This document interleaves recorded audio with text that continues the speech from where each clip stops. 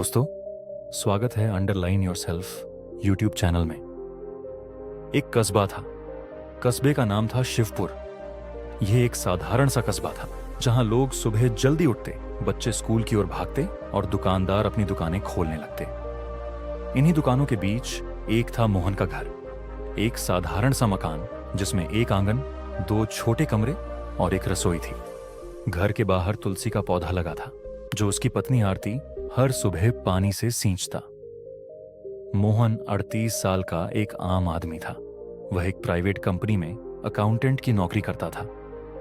नौकरी ऐसी थी जिसमें हर दिन काम का दबाव रहता, लेकिन वेतन उतना नहीं था कि घर के सारे खर्चे आराम से चल जाएं।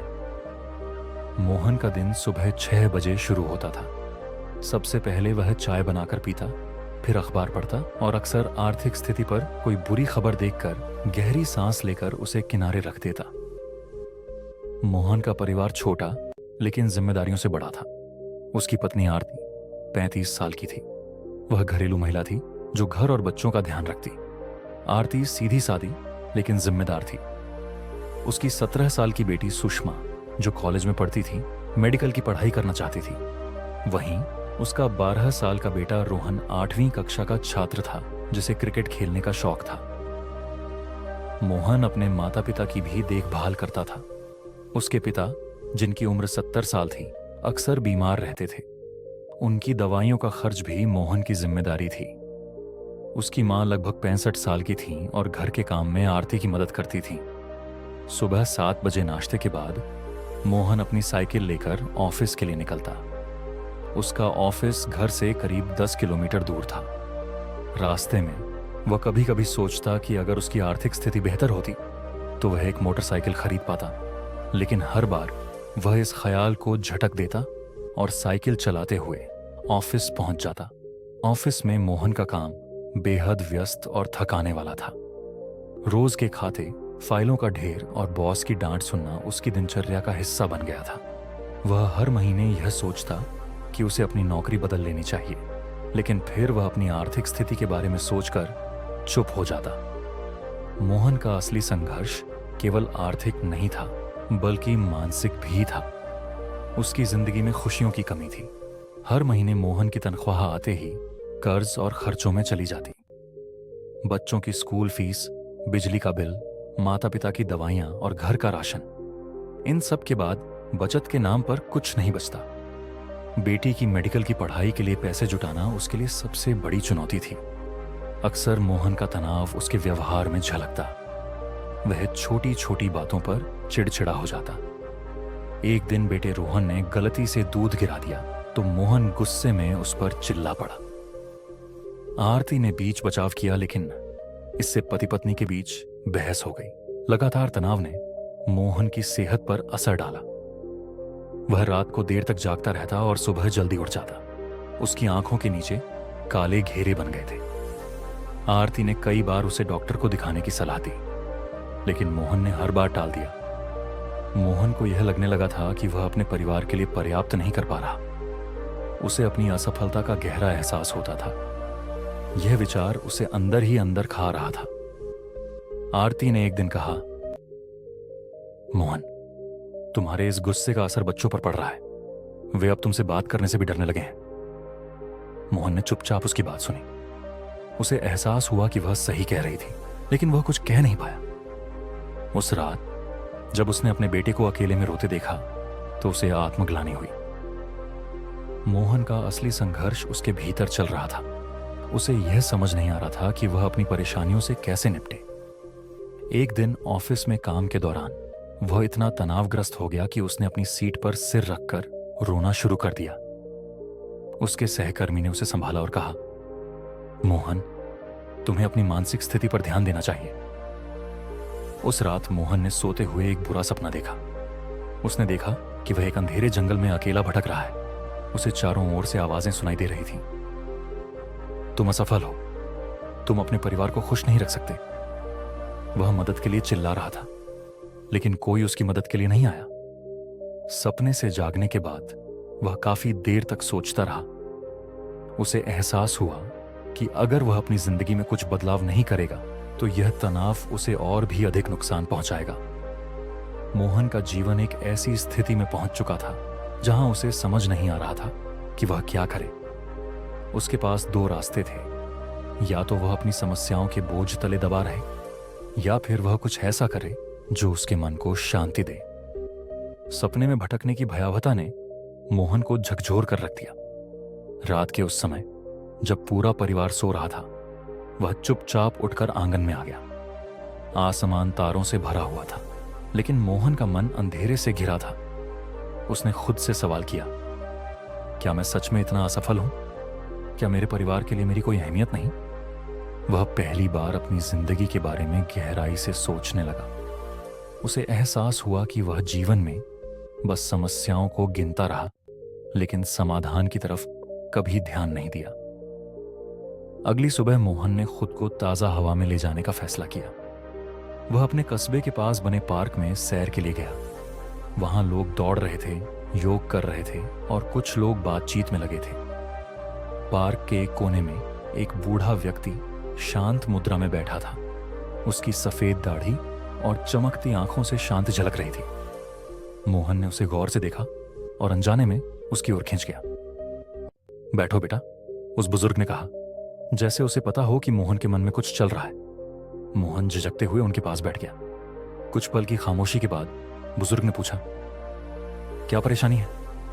मोहन ने धीरे धीरे अपने जीवन की सारी समस्याएं उनसे साझा की। आर्थिक बोझ, पारिवारिक तनाव, खुद से असंतोष और कल रात का सपना। बुजुर्ग ने उसकी बात को ध्यान से सुना और फिर मुस्कुराते हुए बोले, तुम्हारी समस्या मन की अशांति है। जब तक तुम्हारा मन शांत नहीं होगा, तुम इन परेशानियों का सामना नहीं कर पाओगे। मोहन ने उलझन भरे स्वर में पूछा, तो इसका समाधान क्या है? बुजुर्ग ने गहरी सांस लेते हुए कहा, तुम्हें खुद को समझना होगा। तुम्हें अपने मन को समझने के लिए उसे शांत करना होगा। क्यों ना तुम मेरे साथ पास के बौद्ध विहार चलो, वहां तुम्हें जवाब मिल सकते हैं। मोहन पहले तो झिझका। उसे लगा कि यह सब उसकी समस्याओं का समाधान नहीं हो सकता, लेकिन बुजुर्ग की आवाज में एक अजीब सा भरोसा था। उसने आखिरकार हां कह दी। अगले दिन वह बुजुर्ग के साथ पास के बौद्ध विहार गया। विहार पहाड़ियों के बीच बसा एक शांत स्थान था। वहां हवा में अजीब सी शांति थी। प्रवेश करते ही मोहन ने महसूस किया कि उसकी आत्मा को किसी ने छू लिया हो। विहार के आंगन में कई भिक्षु अपने काम में व्यस्त थे।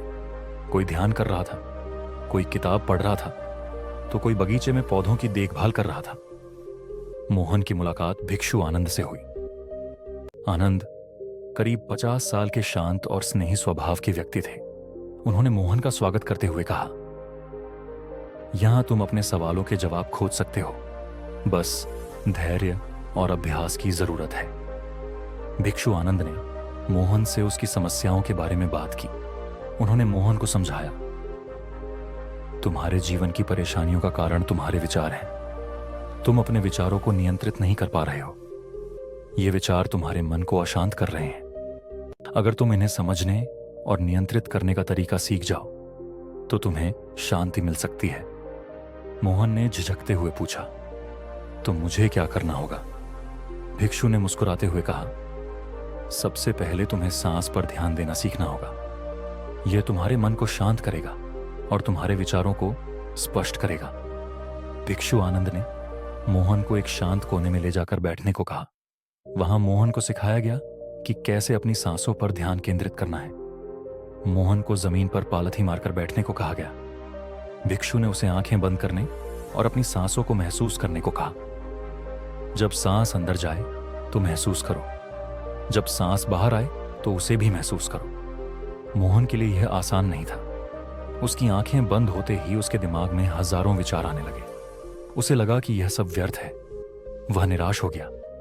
भिक्षु आनंद ने उसे प्रोत्साहित किया, यह सब सामान्य है। तुम्हारा मन अशांत है, इसलिए वह विचारों को इधर उधर ले जाएगा, लेकिन अभ्यास करते रहो। धीरे धीरे तुम अपने मन को नियंत्रित कर पाओगे। कुछ दिन के अभ्यास के बाद मोहन ने महसूस किया कि वह कुछ पल के लिए अपनी सांसों पर ध्यान केंद्रित कर पा रहा है। उसके मन में चल रही हलचल थोड़ी कम हो गई। सांस पर ध्यान केंद्रित करने के अभ्यास ने मोहन को थोड़ा शांत बना दिया। अब वह घर लौटने पर बच्चों पर चिल्लाने के बजाय उनसे शांतिपूर्वक बात करता। एक दिन जब उसका बेटा रोहन होमवर्क में गलती कर बैठा तो मोहन ने गुस्सा करने के बजाय उससे कहा, कोई बात नहीं, कोशिश करो, अगली बार सही होगा। यह सुनकर रोहन चकित रह गया। उसने अपनी मां से कहा, पापा आजकल कम गुस्सा करते हैं। आरती ने भी मोहन के इस बदलाव को नोटिस किया। उसने एक दिन पूछा, तुम्हें क्या हुआ है? अब तुम पहले जैसे चिड़चिड़े नहीं लगते। मोहन ने मुस्कुराते हुए जवाब दिया, मैं कुछ नया सीख रहा हूं, शायद वही असर कर रहा है। विहार में बिताए शुरुआती दिन मोहन के लिए एक नई शुरुआत की तरह। उसने महसूस किया कि शांति केवल बाहरी चीजों से नहीं बल्कि अपने भीतर के बदलाव से आती है। सांस पर ध्यान केंद्रित करने के पहले अभ्यास ने उसे उम्मीद दी कि वह अपनी समस्याओं का सामना कर सकता है। आने वाले दिनों में वह भिक्षु आनंद से और अधिक सीखने के लिए तैयार था। वह यह जानने को उत्सुक था कि कैसे वह अपने विचारों और भावनाओं को नियंत्रित करके जीवन में शांति और खुशी पा सकता है। कुछ सप्ताह बौद्ध विहार में बिताने के बाद मोहन को अपने भीतर का संघर्ष महसूस होने लगा था। वह सोचता था, क्या यह सचमुच मेरे विचारों का असर है? धीरे धीरे वह अपने विचारों पर ध्यान केंद्रित करने लगा। भिक्षु आनंद ने उसे समझाया था, तुम्हारे विचार तुम्हारी वास्तविकता बन जाते हैं। अगर तुम्हारे विचार नकारात्मक होंगे तो तुम्हारा जीवन भी नकारात्मक होगा। मोहन ने अब अपने विचारों को समझने और उन पर ध्यान केंद्रित करने की कोशिश की। वह दिन में कई बार खुद से सवाल करता, क्या यह विचार मुझे शांति देगा? एक दिन सुबह सुबह मोहन दुकान में बैठा था। दुकान में ग्राहक कम थे और उसकी चिंता फिर से बढ़ने लगी थी। वह सोचने लगा, क्या इस व्यापार का भविष्य है? क्या मैं कभी सफल हो पाऊंगा? उसके दिमाग में नकारात्मक विचारों का तूफान चलने लगा, लेकिन अब वह पहले से थोड़ा बदला हुआ था। उसने महसूस किया कि यह नकारात्मक विचार सिर्फ उसे ही नहीं बल्कि उसकी पूरी जिंदगी को प्रभावित कर सकते हैं। उसने एक गहरी सांस ली और खुद से कहा, यह सिर्फ एक विचार है, अगर मैं इसे पकड़ लूंगा तो यह मुझे और दुखी करेगा। वह नकारात्मक विचारों से जूझते हुए सोचने लगा, क्या मैं अपनी स्थिति को बदलने के लिए कुछ कर सकता हूं? यह विचार आते ही उसके भीतर कुछ हलचल हुई। वह समझ गया कि नकारात्मक विचारों को सिर्फ पहचान कर उन्हें छोड़ देना ही सही रास्ता था। वह फिर से बौद्ध विहार गया और भिक्षु आनंद से विचारों के बारे में अधिक जानने की इच्छा जताई। आनंद ने कहा, तुम अपने विचारों को पहचानने के लिए एक अभ्यास कर सकते हो। जब भी कोई विचार आए उसे पहचानो, लेकिन उसे पकड़ो मत, बस उसे आकर जाने दो। सांस पर ध्यान देने की तरह ही मोहन ने अब अपने विचारों को पहचानने का अभ्यास करना शुरू किया। शुरुआत में ये बहुत कठिन था क्योंकि उसके दिमाग में अनगिनत विचार आते रहते थे। कभी वह व्यापार के बारे में सोचता, कभी परिवार की समस्याओं के बारे में और कभी किसी पुराने वाद विवाद के बारे में। लेकिन धीरे धीरे वह समझने लगा कि ये विचार सिर्फ अस्थायी होते हैं। एक विचार आता है और फिर चला जाता है। अगर वह उसे पकड़ता है तो वह उसका पीछा करता है, लेकिन अगर वह उसे जाने देता है तो वह खो जाता है। एक दिन दुकान पर बैठा हुआ मोहन ने खुद से यह सवाल पूछा, क्या मुझे अब भी इस व्यापार को लेकर चिंता करनी चाहिए? साथ ही एक विचार उसके मन में आया, अगर इस व्यवसाय को छोड़ दूं तो क्या होगा? क्या मैं कहीं और काम करने का विकल्प नहीं देख सकता?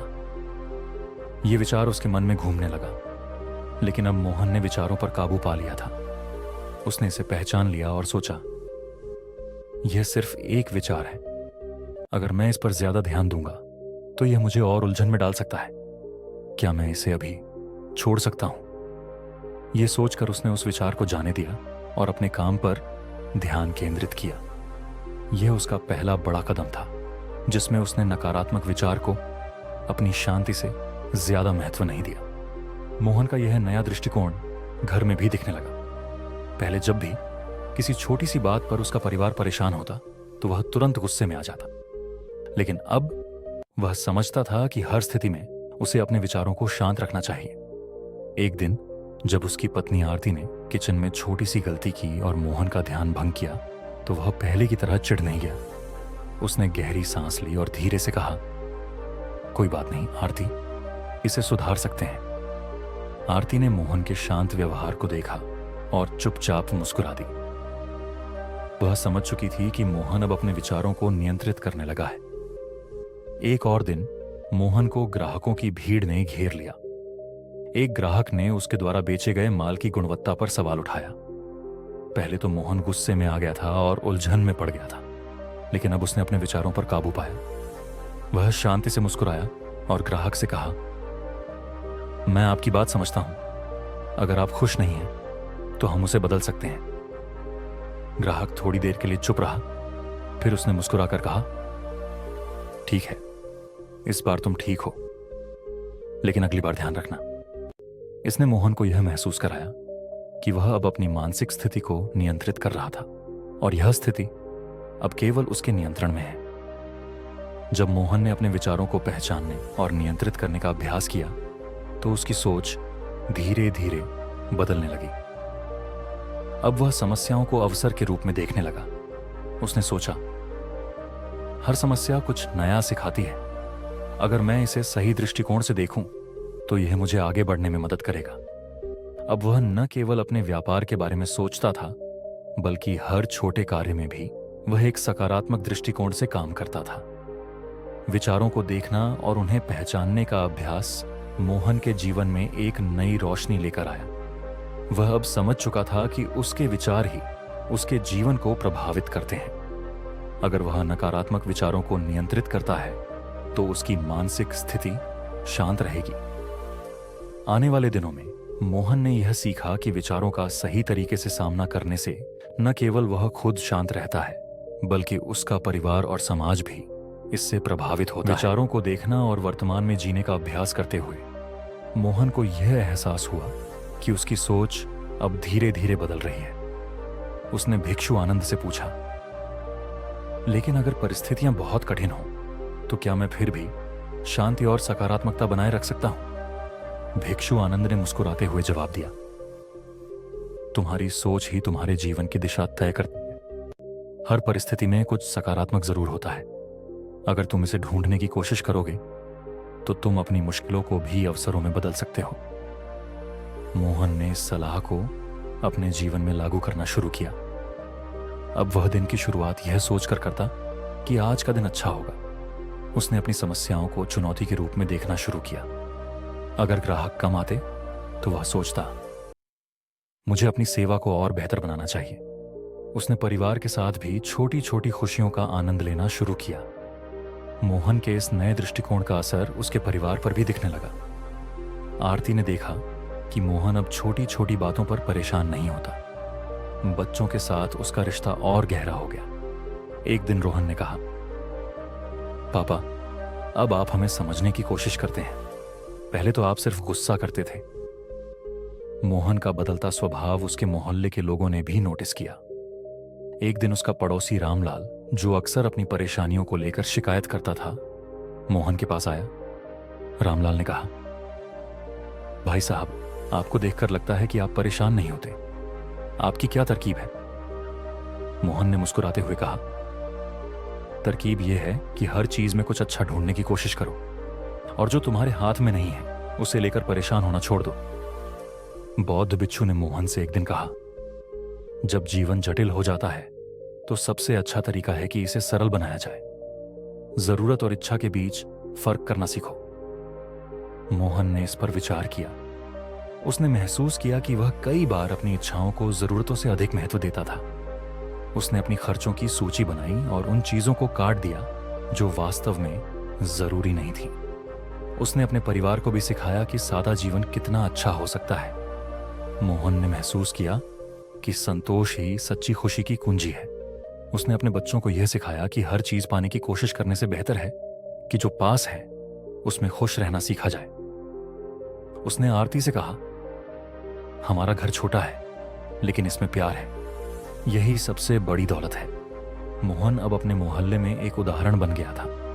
लोग उसकी सादगी और सकारात्मक दृष्टिकोण से प्रेरित होने लगे। एक दिन मोहल्ले के कुछ बच्चे आए और बोले, मोहन अंकल, आप हमें जीवन जीने के कुछ तरीके सिखाएं। मोहन ने उन्हें सिखाया कि कैसे छोटी छोटी चीजों का आनंद लेना चाहिए जैसे सुबह की धूप, बारिश की बूंदें या दोस्तों के साथ बिताया समय।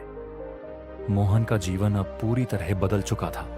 उसने सांस पर ध्यान, विचारों को पहचानना, वर्तमान में जीना, सकारात्मक दृष्टि और सरल जीवन जैसी शिक्षाओं को अपने जीवन का हिस्सा बना लिया था। व्यापार में बदलाव। अब उसकी दुकान पर ग्राहकों की संख्या बढ़ने लगी थी। वह अपने ग्राहकों के साथ व्यक्तिगत संबंध बनाने लगा था।